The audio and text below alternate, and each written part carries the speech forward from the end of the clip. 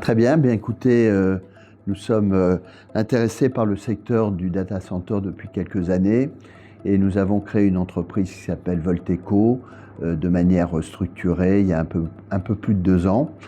On est un regroupement de gens entrepreneurs. On a eu l'occasion de travailler dans des secteurs proches du data center comme l'énergie renouvelable.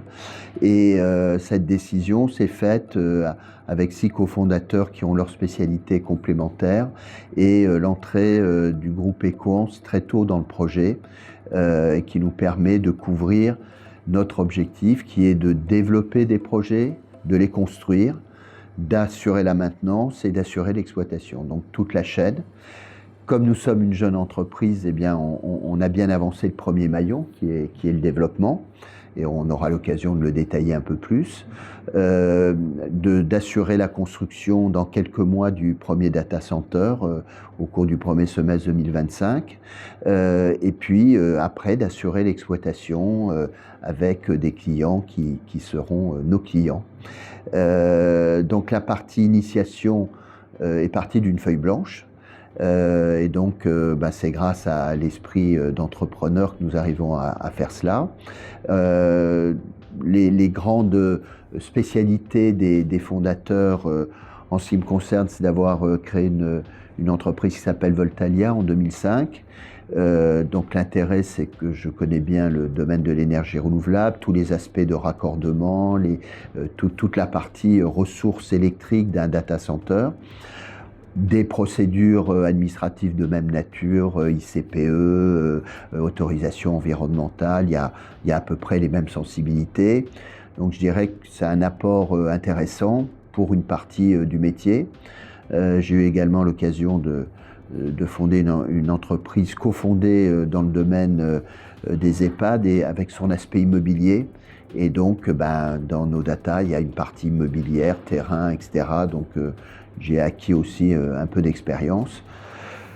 Donc, je suis un des 2 cofondateurs principaux. Un deuxième cofondateur a, lui, une expérience immobilière, travaille avec des développeurs pour des aménagements, alors plus jusqu'à présent dans le domaine essentiellement bureau et habitation. Mais disons qu'il y a tout le spectre, la relation administrative avec les différentes parties prenantes, mairie, administration, donc ça cumule à peu près le tour du schéma. On a un 3e cofondateur qui est un spécialiste technique du data center et qui a une quinzaine d'années d'expérience et il a le savoir-faire métier. On a un 5e cofondateur qui lui suit l'aspect du Portugal en termes de développement européen. Il suit le Portugal et l'Espagne. Donc en vérité c'est le 4e. Le 5e, lui, a une fonction de secrétaire général et donc une formation de type école de commerce et suit nos opérations administratives dans le sens large du terme. Et puis un 6e qui ne travaille pas en direct dans l'entreprise, qui est plutôt financier et spécialiste de relations avec des grands groupes. Et il nous a d'ailleurs aidé dans le cadre du partenariat avec Equance.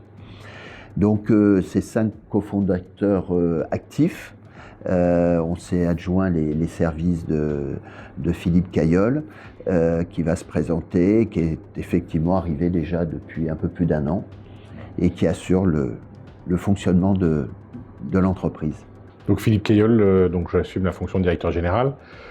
Ma mission a été, aux côtés des fondateurs, de structurer le développement de Volteco, de faire en sorte que le projet soit un projet commun et de mettre à profit les expertises de chacun des différents fondateurs. L'un qui avait un savoir-faire plutôt immobilier, des engagements de développement durable forts apportés par notre président, et puis une expertise métier à proprement parler data center, pour développer le projet Volteco, qui est un projet assez simple, c'est développer des data centers, des metro edge, c'est-à-dire des data centers entre 10 et 30 MW, qui peuvent être déclinés en tranches, avec une volonté de faire des data centers up-to-date, capables d'intégrer d'ores et déjà toutes les nouvelles technologies, tant en matière de refroidissement qu'en matière d'accueil des nouveaux types de serveurs, et de se développer sur la France, l'Espagne, le Portugal et l'Italie, avec ce souhait porté dès le départ d'être avec un fort taux d'engagement environnemental.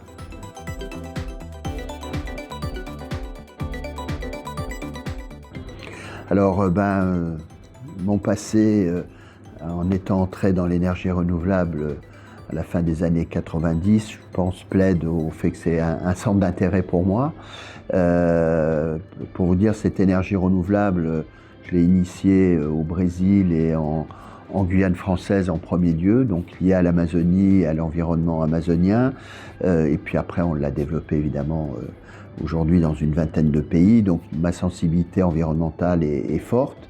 Et effectivement, à travers les data centers, il y a le ralliement de deux besoins.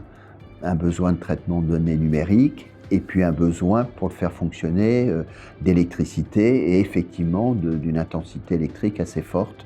Et donc c'est vraiment un moment où on peut améliorer les performances. Donc on se situe dans une démarche d'amélioration et il y a des moyens techniques et on est dans une période de transition. Et ça c'est le point fort de notre projet. Cette transition, c'est du matériel, c'est des natures de serveurs, de la haute densité ou moins. Ce sont des éléments mécaniques, techniques, qui sont dans un bâtiment. Donc on a fait en sorte, dès notre premier projet, d'avoir des bâtiments qu'on qualifie d'hybrides et d'évolutifs. Aujourd'hui, un des points d'économie d'énergie importants, c'est le mode de refroidissement. Il y a des contraintes qui font que certains modes sont plus adaptés que d'autres, par exemple au stockage ou au calcul, au supercalculateur par exemple. Notre ambition qui est déjà inscrite dans notre premier projet, c'est d'avoir une hybridation, donc permettre des nouvelles technologies de refroidissement d'être mis en œuvre dès aujourd'hui et certaines. On s'intéresse évidemment à l'immersion, mais on pense que la mise en œuvre pratique sera probablement plus dans 2, 3, 4, 5 ans qu'aujourd'hui. Et donc, on a prévu, pour être un peu technique, des sols et des capacités de poids qui correspondent aux besoins, par exemple, du système d'immersion. Donc, notre sensibilité, c'est évidemment avoir une ressource énergétique 100% renouvelable. Ça, c'est la base. Et après, amélioration des performances, comme on vient de le dire, à travers le mode de refroidissement. Puis après, il y a des tas d'autres points qui sont améliorables, mais le gros, c'est celui-ci, accompagné par la sensibilité du débouché de la chaleur, puisqu'évidemment, c'est un usage qui peut être plus ou moins performant, plus ou moins établi. C'est pas le plus facile, parce que l'environnement géographique du data lui-même a ses propres conséquences, si c'est très urbanisé, moins s'il y a de la campagne à côté, donc c'est pas une solution toute faite, et donc en tous les cas c'est mettre en œuvre en tous les cas un usage de cette chaleur avec une efficacité la meilleure possible, et ça rentre dans la volonté que nos data soient insérés dans l'écosystème de la ville, du quartier dans lequel ils se trouvent, sur plusieurs aspects. Environnemental, on vient d'en parler. Sur le plan social, il y a, même si le nombre d'emplois directs n'est pas énorme, il est quand même intéressant. Et autour peut exister des activités qui bénéficient soit de la technicité des gestionnaires du data, soit profiter dans ce monde qui évolue, de l'IA, de tout ce qui est numérique, favoriser une école, favoriser un atelier, de voir comment ça marche. Enfin, on veut vraiment se faire les entraîneurs de mieux connaître ces activités que les gens ne connaissent pas. Ils connaissent leur clavier, leur téléphone, mais ils ne voient pas la partie technique derrière, et je pense qu'on a intérêt à le faire connaître. Alors pour rebondir sur ce que dit Robert, l'acceptabilité du projet est un élément clé par rapport à la notion de Metro Edge. Ce sont les data centers qui sont de plus petite taille que certains qui sont situés un peu plus loin des villes, Et notre enjeu est de rentrer effectivement plus proche des métropoles, plus proche des centres de consommation, diminuer les temps de réponse, les temps de latence sur les besoins. Et donc l'obligation de se mettre en centre-ville, de s'approcher des centres-villes, impose d'avoir une réflexion sur le développement durable importante, parce qu'il faut qu'un data center soit accepté et perçu favorablement dans l'environnement urbain dans lequel il s'intègre, de faire en sorte que c'est certainement une usine à l'intérieur, mais qu'à l'extérieur ce soit aussi un bâtiment qui soit élégant et qui soit accepté dans l'environnement urbain, qu'il soit positif aussi pour l'activité économique à proximité. L'utilisation de la chaleur fatale permet par exemple sur certains projets de chauffer un hôtel, de pouvoir s'intégrer dans un chauffage urbain, ou de même proposer sur certains endroits des serres urbaines qui permettent aussi d'avoir une production agricole, même dans un milieu assez dense. Et puis la quatrième chose, c'est que dans le cadre de la réflexion sur l'acceptabilité du produit data center, qui est perçu parfois comme d'abord un centre de consommation énergétique, soit aussi un centre où les personnes puissent découvrir, être formées. À proximité du data center, on a mis en place par exemple des espaces de pédagogie sur la sobriété digitale qui permettent effectivement de comprendre à la fois les avantages et en même temps les risques que l'on fait courir en développant trop sa consommation digitale.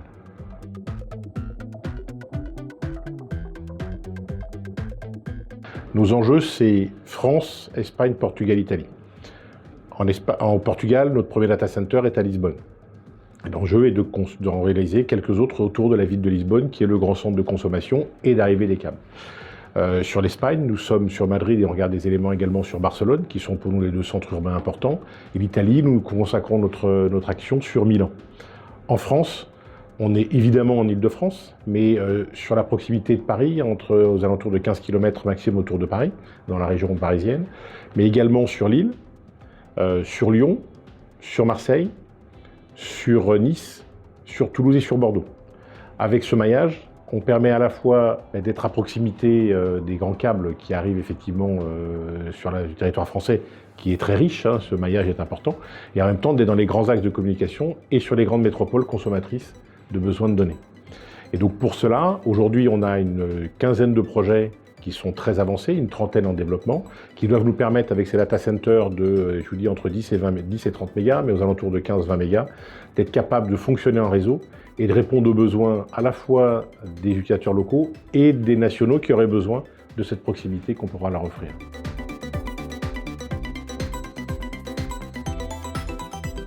Alors en fait, notre clientèle, elle est effectivement, il y aura du stockage, mais face à un produit d'hyperscaler, eh bien, on n'offre pas la même quantité de stockage que pourrait être proposé. Par contre, la proximité nous permet de répondre à des besoins de cloud de proximité, cloud de confiance, et la notion d'externalisation de certains gros clients qui, jusqu'à présent, conservaient leurs données chez eux, mais vont, parce que c'est à proximité, accepter d'externaliser pour avoir un meilleur rendement énergétique, avoir des coûts plus faibles et des capacités techniques plus avancées que ce qu'ils pourraient faire s'ils le développaient chez eux.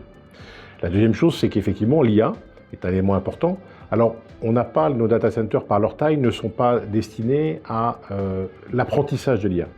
Par contre, à utiliser les applicatifs qui ont besoin de l'IA, pour lesquels la proximité est un élément important, pour lesquels la densité des baies va devenir quelque chose de très important, seront les bienvenus et nos data centers sont conçus pour les accepter. On peut recevoir des serveurs de 5 kg par baie à 50 kg, avec des systèmes de refroidissement, comme l'expliquait Robert tout à l'heure, qui sont ou de l'air cooling, très vite du direct liquid cooling. Aujourd'hui, la moitié des salles des data centers, de nos data centers, seront en DLC, mais également de commencer à travailler sur l'immersion avec les contraintes de poids, les contraintes d'encombrement qui peuvent exister. Et l'intérêt d'avoir ces data centers nouvelle génération, on n'a pas d'histoire, donc on peut démarrer d'ores et déjà sur des data centers qui sont pensés pour cette évolution technologique, avec un souhait de limiter fortement leur obsolescence, puisqu'il s'agira de les faire évoluer dans le temps. On construit un data center pour les 25, 30, 50 prochaines années, et il faut que d'ores et déjà on pense à l'évolution technologique, l'air, le direct liquide, l'immersion, et puis on verra ce qui vient, et les densités qui vont être demandées, qui sont de plus en plus importantes. Peut-être en complément, pour donner notre prise en compte de la réalité de ces investissements importants et et vos lecteurs qui sont spécialisés savent de quoi on parle. On n'a aucune utopie de dire on va être les meilleurs, les plus rapides, etc. C'est des métiers de long développement. Là aussi, l'expérience des cofondateurs, on a été dans des métiers longs à développer. Un projet de centrale hydro ou d'éolienne, c'est une durée très longue. Les constructions, donc on est totalement en maîtrise, en connaissance de ces délais. Donc nous sommes organisés pour gérer ces délais et les contraintes, entre autres environnementales. Donc ça se traduit par quoi? De manière très simple. Notre projet, il est cadré. C'est 10 ouvrages d'une dizaine de mégawatts au cours des 6 ans à venir. Nous avons une trentaine de sites repérés, une quinzaine, il y a une maîtrise foncière et la capacité électrique. Donc nos 10 projets à construire, à débuter au cours des 6 années, sont déjà, ont leur territoire d'accueil qui sont assurés. Donc tout ça, c'est un investissement très important. On parle de plus d'1 milliard d'euros. Avec nos partenaires, entre autres Equans, dans la construction, dans la recherche foncière, la meilleure possibilité de zones adaptées à nos implantations. On travaille avec des grands groupes, propriétaires de fonciers comme nous, d'Air Nouvelle et d'autres. Et ça nous fait un écosystème où nous allons lancer la première construction au Portugal au premier semestre 2025. Donc ça se prépare là, c'est très bientôt. On en aura 2 en région parisienne dont le chantier devrait s'ouvrir avant fin 2025. Et puis les 7 autres sont étalés jusqu'en 2028.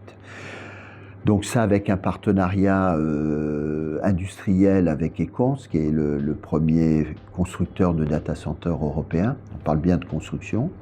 C'est effectivement pour nous, jeunes entreprises, un atout de respecter des délais qu'on va mettre en œuvre avec des utilisateurs, une qualité de construction. Et d'ailleurs, dans cet accord industriel, il y a l'aspect construction et l'aspect maintenance.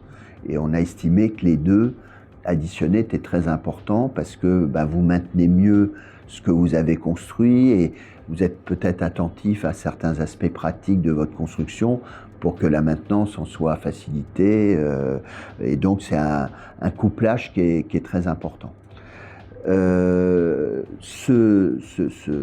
Cette enveloppe d'investissement, puisqu'on est dans des secteurs très capitalistiques, est basée donc sur une levée de fonds que nous avons lancée avec la banque Rothschild il y a quelques jours et qui vise donc à assurer ce plan de financement sur 6 à 7 ans. Donc là, c'est une première phase qui va permettre de consolider ce montant d'investissement et nous permettre donc d'établir une entreprise qui a un objectif de plusieurs centaines de millions d'euros de chiffre d'affaires et d'un EBITDA non négligeable. Et on a les éléments aujourd'hui permettant d'avoir une assez bonne sécurité d'exécution. Et c'est ça qui est important. Et une exécution prenant en compte réellement une chance. Certains pensent que c'est une contrainte, nous on pense que c'est une chance. On est dans une transition technologique. Et on a nos ouvrages qui vont se construire dans les 1 à 6 ans. Et dans cette période, donc, on va avoir des PE plus performants en comparaison du parc existant qui lui-même a connu à peu près 3 phases de diminution du PUE, qui est le reflet quand même de l'efficacité énergétique. Il y a eu quand même des stades entre 2 et 1,4 aujourd'hui, 1,3. On va vraiment passer dans la catégorie en dessous des 1,3 et viser le 1, mais grâce à des évolutions technologiques. Et donc il y a un certain nombre d'outils qui vont être un peu coûteux, un peu peut-être pas obsolètes, mais en tous les cas coûteux en énergie. Et donc on pense que c'est une vraie opportunité de marché qui s'ouvre à notre entreprise.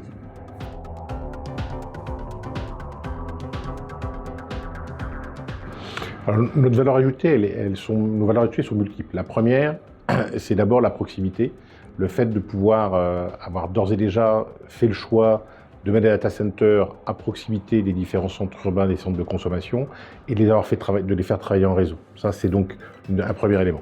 Le deuxième, c'est que ce sont des nouveaux data centers.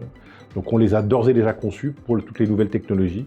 Le DLC, l'immersion sont aujourd'hui nos quotidiens dans le travail de ce qu'on peut apporter. La troisième chose, dans le choix de la taille. C'est-à-dire que le fait d'avoir des data centers qui sont de cette taille-là fait qu'on va avoir un délai de développement qui est beaucoup plus rapide que ce que peuvent proposer d'autres de nos concurrents. Et donc de pouvoir effectivement répondre à des besoins immédiats assez rapides d'externalisation ou de choix que peuvent faire des clients sur les data centers. Et la dernière chose, c'est le très gros engagement ESG, développement durable important, avec le fait d'avoir une consommation énergétique réduite, donc des coûts de fonctionnement qui vont être particulièrement réduits. On pense que les différences de PE entre les bâtiments existants et les nôtres font que le coût du déménagement est pris en charge assez rapidement par l'économie d'énergie qu'on peut en faire, le coût de l'énergie n'étant pas appelé à baisser, a priori. L'autre chose, c'est qu'on s'est fixé un objectif zéro carbone pour 2030 dans l'exploitation, donc ce qui veut dire que dans le cadre des engagements pris par les uns et les autres, c'est des éléments qui peuvent être très positifs pour les entreprises et qui permettent d'avoir un élément de différenciation. Et puis la dernière chose, c'est l'évolutivité de nos bâtiments. Vous pouvez démarrer avec une salle en air cooling, et parce que vos besoins en tant que client évoluent et que vous avez besoin de densité plus importante, de modifier le système de refroidissement pour passer en DLC dans le même bâtiment et sans être obligé d'avoir des investissements importants et des déménagements nécessaires.